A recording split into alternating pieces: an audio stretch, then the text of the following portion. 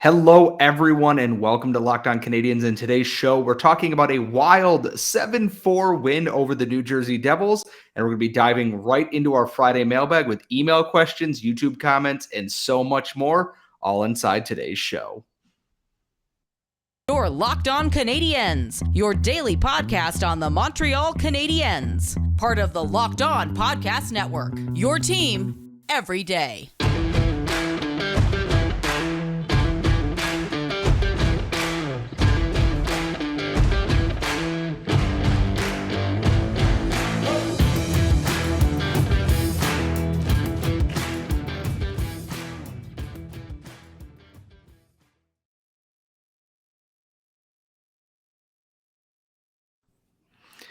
Hello, everyone, and welcome to episode 590 of Locked On Canadiens. We are slowly closing in on 600 episodes. We have hit 500 subscribers on YouTube, so thank you very much. I am one of your hosts. I am Scott Metla, and I'm joined, as always, by the active stick, Laura Saba. And Laura, the Canadiens have defeated the New Jersey Devils in regulation for the first time since 2017, which feels like a wild stat, but they did it. It was a wild, ugly, sloppy game, but I don't care because wins are fun. How are we feeling going into the weekend in a showdown with the Leafs? Is that real? Is that a real stat? They keep mentioning they haven't won it against New Jersey, or they haven't won in New Jersey? I think they haven't won against New Jersey in regulation since 2017. Oh, regulation. Okay. Yes. And that was, I was like, yeah. Wild. Yeah, all right. I'm feeling good. I'm not looking forward to Leafs drama. You know, there's always going to be drama. We don't like that here. We like to, just have fun-spirited back and forth discussions where we are not jerks to each other. And so that's going to be difficult because it's a Habs-Leafs game, but I do hope that the Montreal Canadiens pull off another win against the Leafs because they seem to have the Leafs number lately. And the thing about this game tonight was it's the quintessential trap game for the Canadiens is that it's another bad team. They're coming off an emotional loss to the Senators. It's the kind of game where they tend to fall flat on their face, and they came out. Nick Suzuki scored early, and then Jake Evans, ripped a clapper, scored. Cole Caufield scored. And then it wasn't really quite pretty from there. They were up 3-1. They were kind of coasting. The Devils made it 3-2. Joel Armia gets a big goal, makes it 4-2. And then in the third period, they kind of got themselves a cushion, but they were helped a lot by Andrew Hammond and the Devils defense being, quite frankly, abysmal tonight. Andrew Hammond did not have a good night, and I feel for the guy because he played really well for the Habs. And that's 2 straight starts where something's in the water in New Jersey, and it's not just medical waste this time. Like, the goaltending there is atrocious. No matter who is in net, they can't get consistent goaltending performances. They might get a game here or there, but they can't get anything going, and that's to the Habs' benefit tonight. It allowed them to work out maybe some kinks in their offensive game. A lot of guys on the score sheet. They're not going to get that same luck in Toronto, I don't think, and it's a much deeper, better overall team. So hopefully they kind of get some of these defensive warts smoothed out before that game on Saturday. The game to me looked extremely defense optional on both ends, to be honest. And the Canadiens did get hemmed in their own zone a lot in the second period. They weren't really able to generate a whole lot, but from my perspective, they basically took advantage of every single mistake New Jersey made. And they took advantage of the goaltending curse. I truly think that there must be a curse. They got years and years of Martin Brodeur, and now they have to pay for it. It's sad because we love Andrew Hammond. He had such a great couple of weeks here, and Habs fans had a great experience with him, and the Habs built him up only to tear him back down. That was unfortunate, but I was very happy to see Dvorak and Armia score. You really want to see those guys get a little bit of a boost, a little bit of confidence so they can have, there's 11 games left in the season. That you want to finish strong, right? Like if you want to trade one of those guys, you want them to finish strong. You want some good things on the highlight reel for them. And you want them to, and if you can't trade them, you want them to come back strong. I think Dvorak as a second line center, if he can get what he had in Arizona back, I would be very happy with that. He was unfortunate with injuries here. He didn't have a whole lot of chemistry with a whole lot of people. It was very specific. I even thought there was this one point where I saw Josh Anderson cleaning up defensively, and I know we haven't been too high on him lately. I think that, this game was a positive for him as well in a lot of respects. So I was obviously Jake Evans every night bringing it. There were a couple of people where I thought, this is a good confidence boosting game for them. I'm very glad that you mentioned someone like Christian Dvorak, because since he's come back from injury, he kind of hasn't been in the spotlight. Obviously, Nick Suzuki and Cole Caufield are taking that for themselves, and for good reason. I think we're seeing a little bit more of what Christian Dvorak can do, and I'm sure, because I'm bringing up Natural Stat Trick as I type this, I'm sure the metrics for this game are not going to be pretty, and currently they really are not. The Devils controlled most of the flow of play here. But I'm really wondering what Christian Dvorak is to this team in the future. He finished in the positives for possession, and not a lot of guys did that. It was an ugly night for the bottom six in particular. But this is the kind of game where it's like, okay, if this is what Christian Dvorak is, do we need to make a splash on a big name center, or do they need to get someone on a wing or on defense? Or is he still going to be a trade piece? It was a big, very good game for Joel Armia, too. I thought he had a nice chance at the end of the first, scored a goal at the end of the second. I think it was a proving game. Like, Cale Clay scored a goal tonight, and I think that's big for him. Chris Wideman has 14 points in his last 14 games, which is just mind-blowing. Like, there's a lot of guys who are playing to prove they still belong here, or want to be here, or want to be an effective piece somewhere else. So, they're not going to get that same chance against the Leafs. Like, I don't think Jack Campbell, as bad as he's been, is going to be Andrew Hammond letting in, 3 of his first 10 shots against. But we've seen that the Canadiens, if you give them an inch, they're going to take a mile on it. They're not a volume team.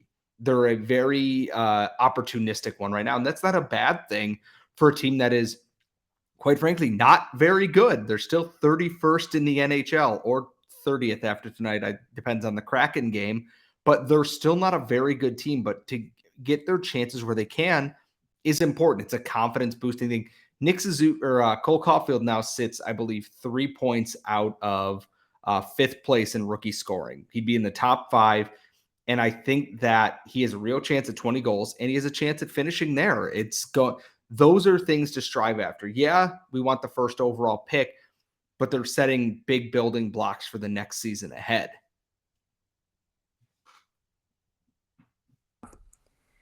You can't waste the development of the players you already have because you're trying to get another bona fide superstar.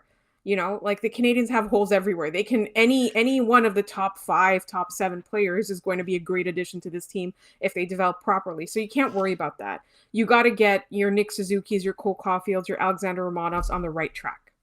And I think that exactly what Martin St. Louis is doing. He's working with them. There's a lot of development, and something Habs fans, and I mean this in the kindest way possible, are not familiar with, because, quite frankly, where was this development for years and years and years, So I'm very interested to see what's next. I hope they have a good game on Saturday. I hope they beat Toronto. I hope they beat Winnipeg, and I hope to beat the Senators again in the future. I don't ask for a whole lot of wins down the stretch here, but I think good showings. Caufield continuing to hit the score sheet is what I'm looking for. However, we got to transition from here. It is Friday. That means our Friday mailbag. Coming up in our next segment, we're going to take a look at some of the email questions you sent us. But first, as you know, we on this show love Built Bar. They're great when I take them on hikes. They're great as a snack midway through the workday. As Laura can attest to, I have them in the morning when I'm too lazy to make myself breakfast, because I am a very well-functioning adult. They are low-calorie, high-protein, and they taste like a candy bar because they are covered in 100% real chocolate. And if you're a big fan of Built Bar, the protein bar that tastes like a candy bar, you got to try out Built Puffs. They are protein-infused marshmallows. Everything you're looking for, incredible flavors across the board. In terms of the bars, you get mint brownie, coconut, white chocolate cookies and cream. There's something for everyone. And if you go to built.com and use promo code LOCKED15, you're going to get 15% off of your order. So please go check them out. They have something for everybody. Order yourself that nice little variety box. Find that flavor you love and enjoy, and buy more. And remember to use our promo code LOCKED15 for 15% off at built.com. All right, so it is Friday. That means it is our Friday mailbag. If you ever want to send us questions, LockedOnCanadians@gmail.com or at @LO_Canadians on Twitter. You can pop into the YouTube comments so long as you're not a jerk. And Laura, what did we get in the emails this week? So I've been screenshotting on my phone all of the questions that we're getting because we get them randomly throughout the week. And I said, as Scott said, feel free to send us by email or in the YouTube comments. I'm screenshotting them all on my phone as I get them. So our first question is actually an email question. And this is from Brandon. Hi, Lauren Scott. Here are a few potential questions to be discussed for the mailbag. Please keep up the good work. Well, thank you. Please keep listening. 1. How do you feel about the Canadiens' goalie prospects going forward? With Poulin playing well in the AHL, could Primeau be given a fresh start elsewhere? Are there any goalie prospects you wish to see the Habs draft this year? And there's 2 more questions, or actually just 2 more questions. So why don't we address the goalie prospects question first, and then we'll move on to the next one. So my first thought with that is no, Cayden Primeau's not going anywhere. Kevin Poulin is a definition of a journeyman goaltender. He's been very, very good for the Rocket this year. Make no mistake about that. He's a big part of the reason why they are in this playoff spot that they are now. But Cayden Primeau is the starting goaltender for the Rocket, and he will be until, he can earn a regular NHL spot. And as for drafting or looking elsewhere for goaltending prospects, there's Frederik Dichow, who's playing over in Sweden in the Allsvenskan, and Patrick Bexell is a huge fan, and he's kind of opened up my eyes to that when we had him on. You can listen to our show with him. Super important, really good, a lot of details there.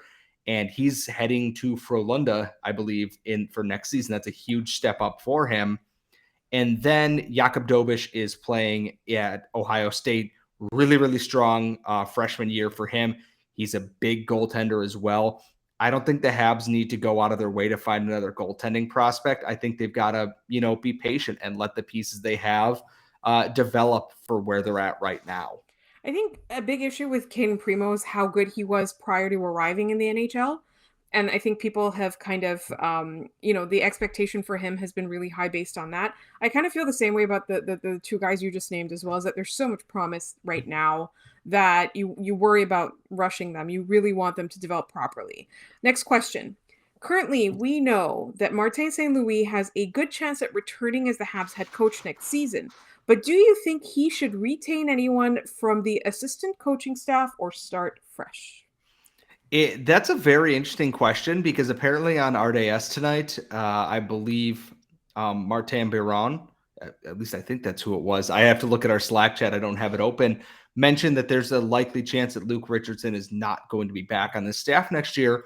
And as someone pointed it out to myself and other people, is that his style of play and coaching conflicts with what Martin St. Louis does. Like, he is an offensive minded coach, and then Luke Richardson is an old school kind of NHL coacher. It's Marc Denis, not Martin Biron. I am very sorry. I had the wrong French Canadian goaltender. In the US. He's doing US broadcasts right now. He does the Sabres ones, yes, right. Which I had the wrong M goalie here. So that's it's okay. I was watching the game on RDS, but in the intermission, I was listening to Mike O'Brien's Twitter space, yes. The Twitter space. So that's why I missed whatever was going on there. But yeah, I agree with you. Sorry, go on. You were saying. I was going to say, Trevor Letowski might get retained. I think Alex Burrows is someone who they might keep around because he's someone Martin St. Louis is familiar with. And who knows from there? Like, we don't even know if Martin St. Louis is going to be the head coach next year because he may have wanted to come in and do this, and then maybe he wants another role. We don't quite know yet. So it's one of those very intriguing questions for the offseason because I do think there are a lot of changes that are going to come from that.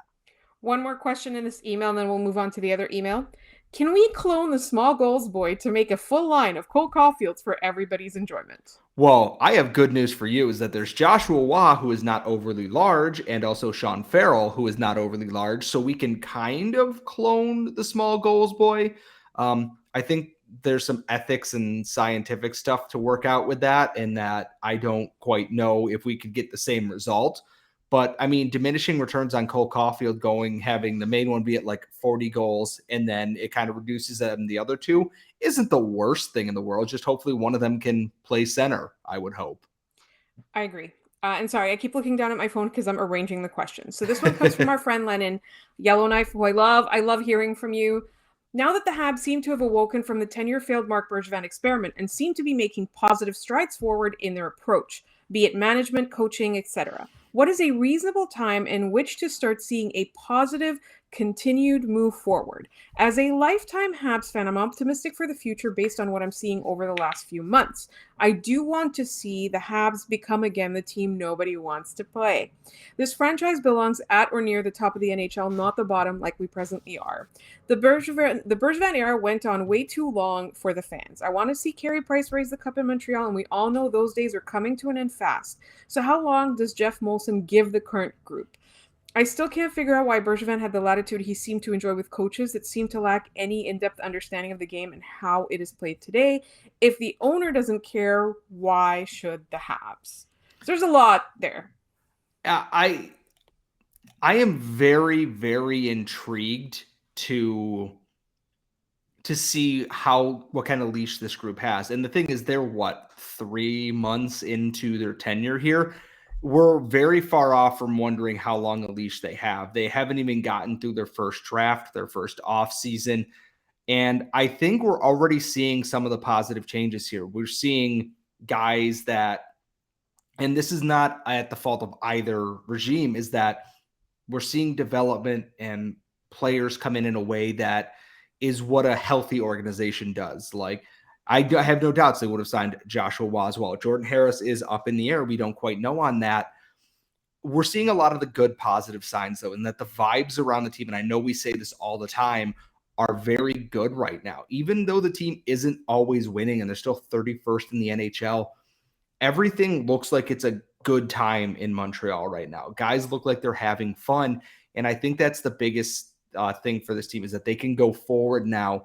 There's guys that want to be there, the guys that don't want to be there, or that maybe don't want to go through a rebuild because Kent Hughes is going to do right by them, still are going to leave on amicable terms. And I think we're seeing a lot of things that we're off to a good start, but now they got to get through the draft.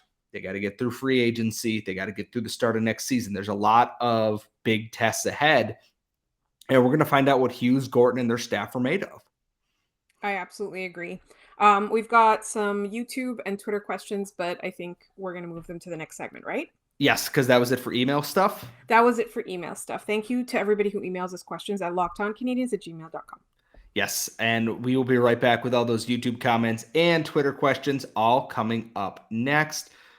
As always, BetOnline is your number one source for all your betting needs and sports info. And you can find all the latest sports developments, including this week's Masters Championships odds, podcasts, and reviews for all the leagues across the world this season. BetOnline is your continued source for all your sports wagering info as well, including live betting, esports, and scores.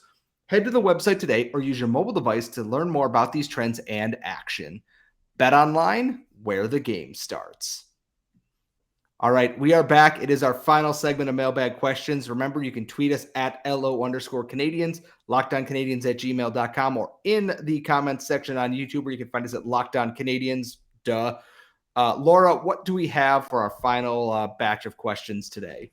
So Rick asks, my Friday question. Following the Laval Rocket closely now to get my quasi-Habs playoff fix. Who from the Habs would go down to the Rocket after the Habs season ends? Barron, Harris, Dauphin, Schooneman, Pizzetta. What can the Habs do to support the Rocket?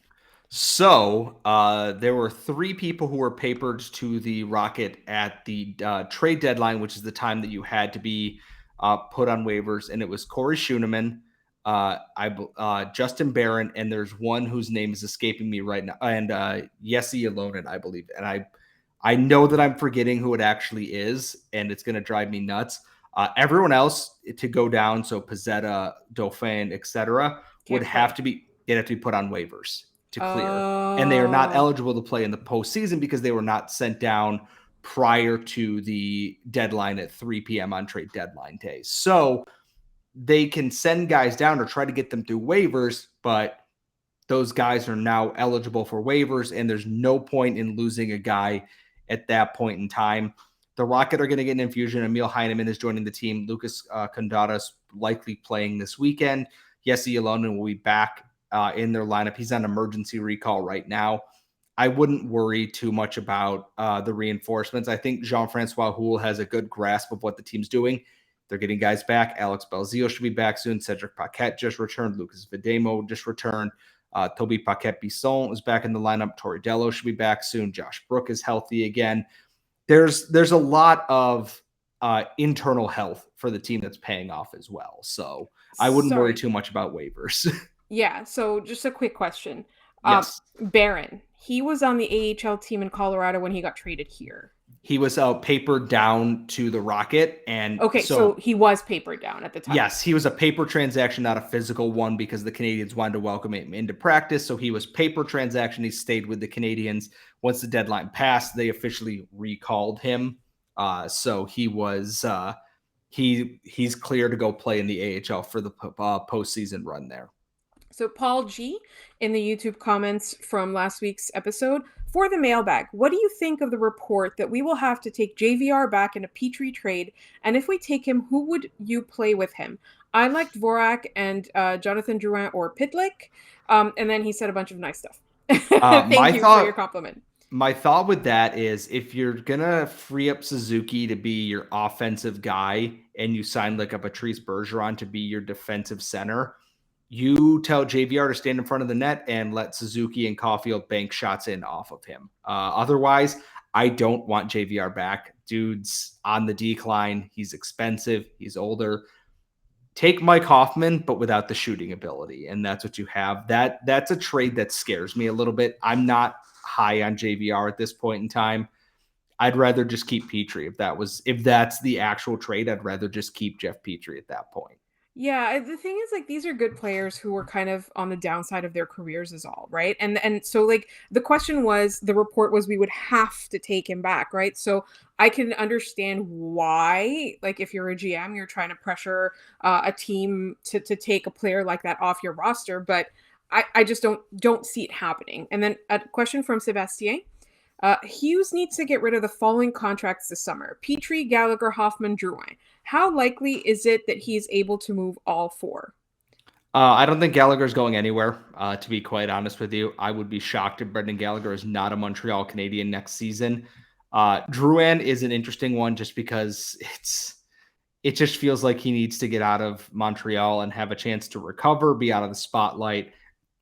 And it's a shame because I think he has talent. I think he'd be a nice fit on the Suzuki and Caufield line, but he just can't stay healthy right now this season. Every time he gets on the ice, has a good step forward, he gets hurt. So I think Petrie is a foregone conclusion at this point, just a matter of to where. I think Hughes and Gorton are going to do right by him. They mentioned they were going to, and I think he's going to be out of here. Dvorak's another interesting one, just because we talked about it in the first segment. What is Christian Dvorak on this team? Is he a defensive center? Is he an offensive guy? Is he a two-way guy?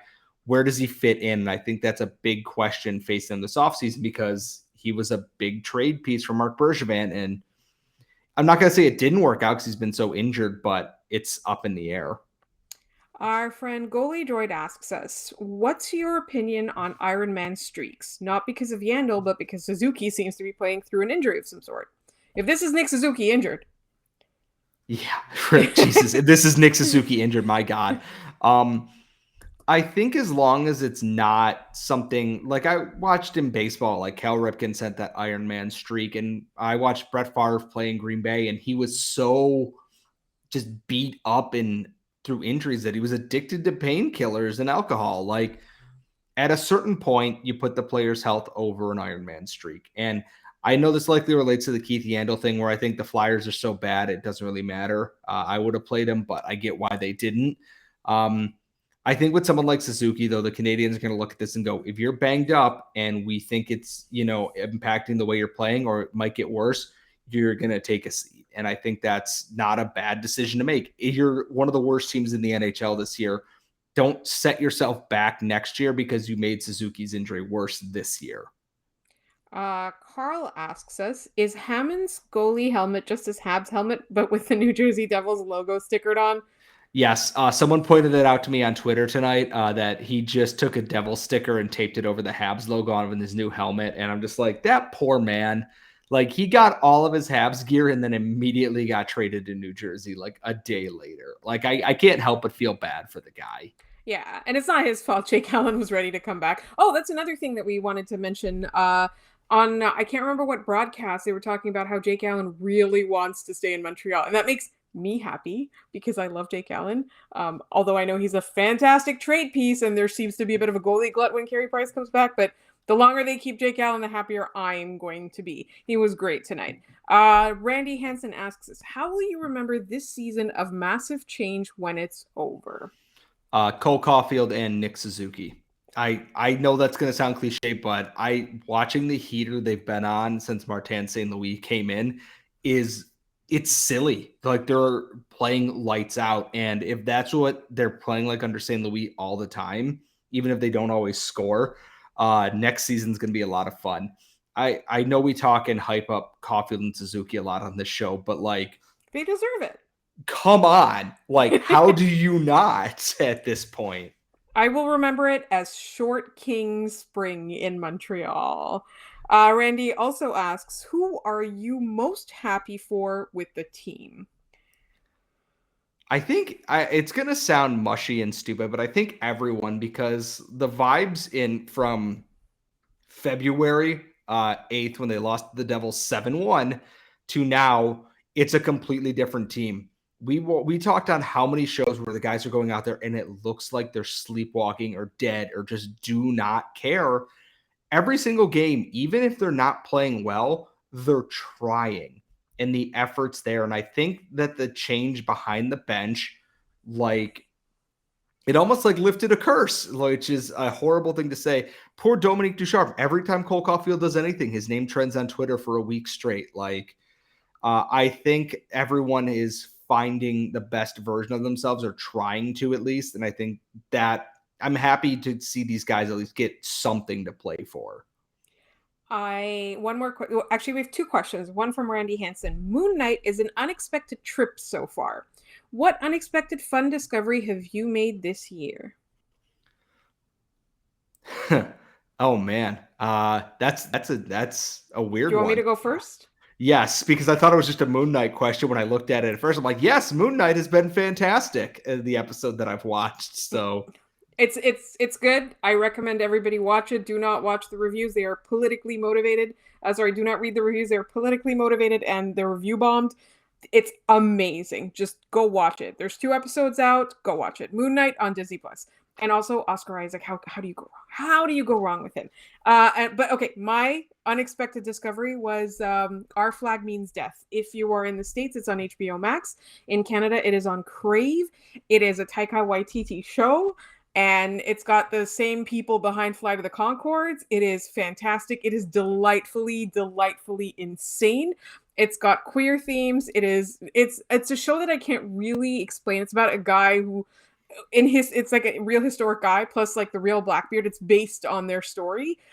He leaves his wife and children and his life of riches behind to become a pirate, and it's basically based on that. It's obviously not a historic accurate account. It's a Taika Waititi told story, but it is so good and so fun and hilarious and amazing. Don't watch it with your children.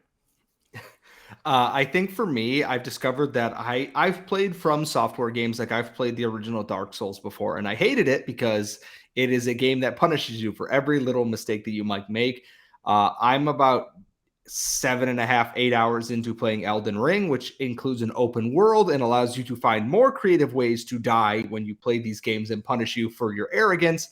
And I can't put it down. I hate it so much, and I love it because it's not that it's unfair. It's just that I need to learn to play the game better.